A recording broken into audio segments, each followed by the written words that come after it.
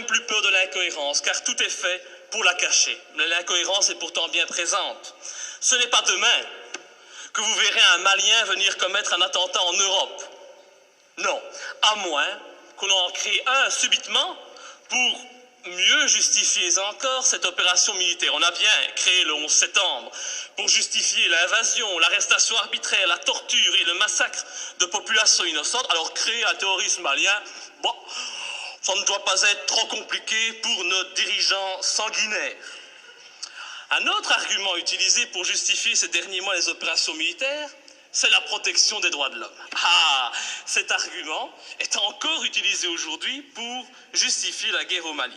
Mais oui, nous devons agir, car sinon les méchants islamistes radicaux vont imposer la charia au Mali, lapider les femmes et couper les mains des voyous.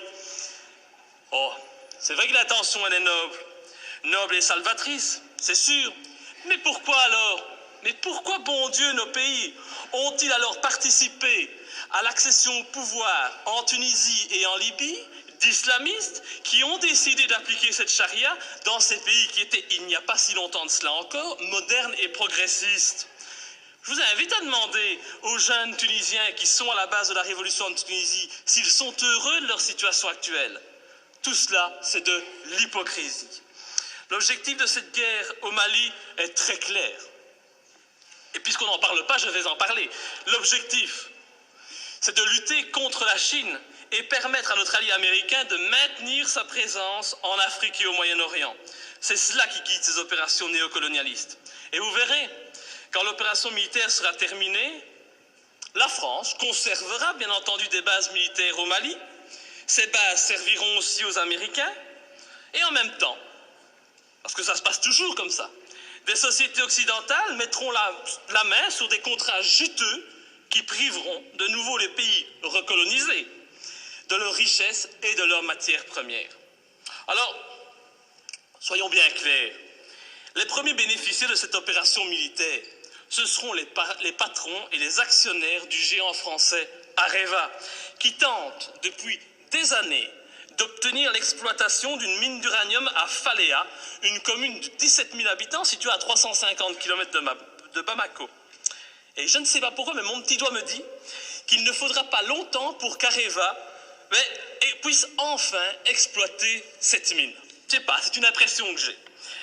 Il est donc hors de question que je participe à cette colonisation minière, cette colonisation des temps modernes. Et pour ceux qui doutent de mes arguments, je les invite sincèrement à se renseigner sur les richesses du Mali. Le Mali est un grand producteur d'or, mais depuis peu, il a été désigné, comme étant un pays qui offre un environnement de classe mondiale pour l'exploitation d'uranium. Mais comme c'est bizarre, un pas de plus vers une guerre contre l'Iran, c'est une évidence.